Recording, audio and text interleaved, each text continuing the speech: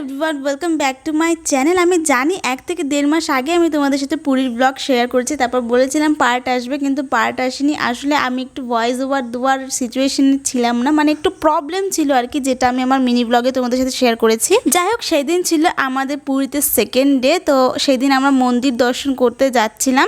Ready হয়ে যাচ্ছি পুরীর মন্দিরে পুজো দিতে। তো ওখানে তো ভিডিও করা যাবে না, তাহলে কি করে যাচ্ছি সেটা তোমাদের সাথে আজকে শেয়ার করবো, চলো। আগের দিন রাত্রে দেরি করে ঘুমানোর সত্ত্বেও আজকে আমরা সবাই একটু সকাল সকাল উঠে পড়েছিলাম। পুরো সকালই হয়ে গেছিলো, তাও কেন যে হোটেলের গেটটা খোলা ছিল না বুঝতে পারিনি, তাই আমরা একটুখানি পিছনের গেট দিয়ে বেরিয়েছিলাম। তো আমরা আমাদের হোটেল থেকে পুরীর মন্দিরের ডিস্টেন্সটা একটু কম বলে আমরা এখন হেঁটে হেঁটেই যাবো পুরীর মন্দিরের দিকে। হঠাৎ করে ব্যাপারটা কী হলো আমিও বুঝতে পারলাম না। সবাই বললো যে মন্দিরে খুব ভিড় হবে, আগে আগে যাওয়াই ভালো, তার জন্য অটো করেই নিল। তো অটোতে চেপে পড়েছি, আমরা যাচ্ছিলাম মন্দিরের দিকে। আমরা অটো থেকেও নেমে গেছি, আর আমাদের সামনে দেখো এই যে মন্দির।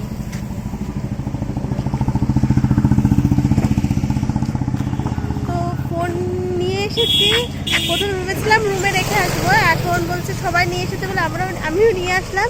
ফোনটা বাইরে রেখে দেবো, তো যেতে হবে।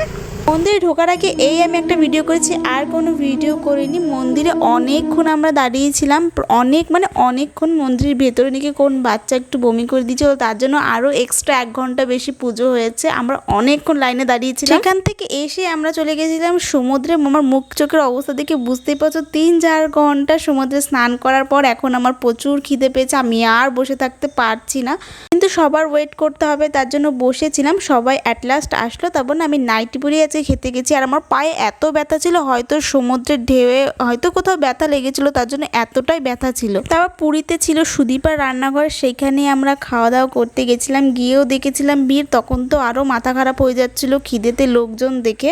আসলে সকালে কিছু খাওয়া হয়নি, মন্দির থেকে এসেও আমি কিছু খাইনি, একদম সমুদ্রে চলে গেছিলাম, তাই আমার একদম বিশাল খিদেল পেয়ে গেছিলো। অবশেষে আমরা সিট পেলাম, তারপরে মেনু আসলো। আমরা এখানে একটা ভেজ থালি আর এখানে বাটার পনির আমরা অর্ডার করেছিলাম। দেখো, আমার প্রচুর খিদে পাওয়া সত্ত্বেও আমি প্লেটটাকে আগে নিজের মতন সুন্দর করে সাজিয়ে নিয়েছি। আসলে আমার এরকম সুন্দর সাজিয়ে খেতে খুব ভালো লাগে। আজকের মেনুতে ছিল স্যালাড, নুন, লেবু, লঙ্কা, ঝুড়ো আলু ভাজা, ডাল, একটা শুক্তো ফুলকপির তরকারি, চাটনি, আর এক্সট্রাভাবে আমাদের পাঁপড় দেওয়া হয়েছিল, কারণ আমার দাদা এখানে ব্লগ করছিল বলে হয়তো দেওয়া হয়েছিল, মানে বলেছিল আর কি যে এইটা তোমাদের এক্সট্রা দেওয়া হলো। আর পনির তরকারিটা তো আমরা নিয়েছিলাম, আর দইটা ওই থালির সাথে। খাওয়া করে এসে একটা বড় একটা রুম দিয়েছি, এখন রেডি হয়ে যাচ্ছি গুপ্ত বৃন্দাবন দেখতে। জগন্নাথের মাসি পিসি বাড়ি যাচ্ছি। আমি আর গপ্পু যে বেরিয়ে পড়েছি, মা আসছে আর নিচে সবাই চলেও গেছে। চলো আগে নিচে যাই।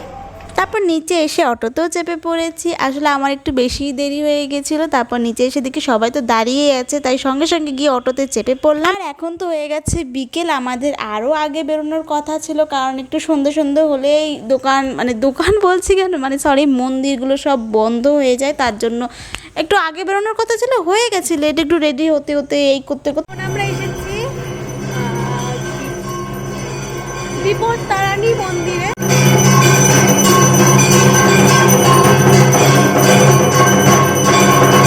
আমরা বিপত্তারিণী মন্দিরে খুব সুন্দর সময় গিয়েছিলাম। যখন গেছিলাম সেখানে আরতি হচ্ছিলো, আমরা কিছুক্ষণ আরতি দেখেই বেরিয়ে পড়েছি, নাহলে অন্য জায়গার কিছু দেখতে পারবো না।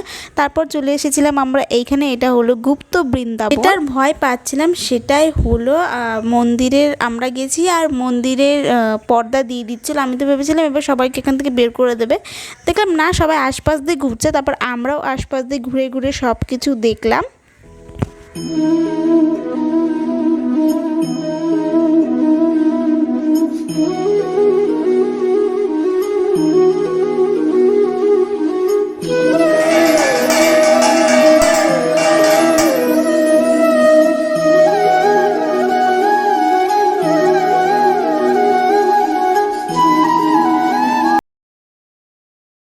এই মন্দিরটার সামনে আমার পুরো নামটা মনে নেই। আসলে এই মন্দিরটার সামনে এই ষাঁড়টা এমন করে দাঁড়িয়েছিল না, পুরো নন্দী মহারাজের মতন, সবাই তাকে তাকিয়ে তাকিয়ে দেখছিল।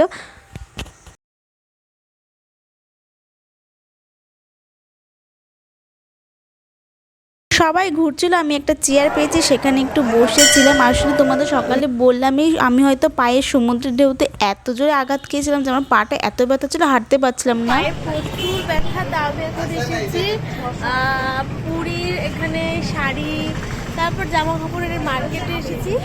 এই দেখো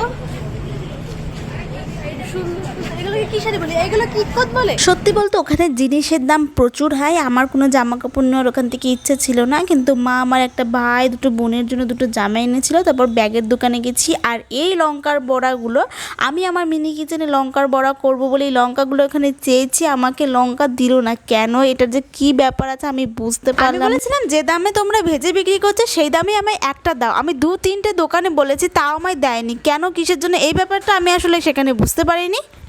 পাপড়ি চাট খেয়ে এত ভালো লেগেছে, তাই আমরা আজকে আবার চলে এসেছি পাপড়ি চাট খেতে। চল লাঞ্চ করবো এখানে।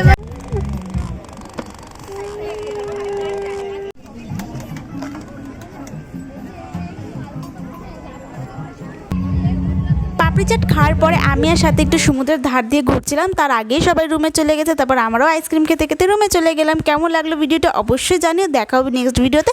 আর ভিডিওটা ভালো লাগলে একটা লাইক করে দিও।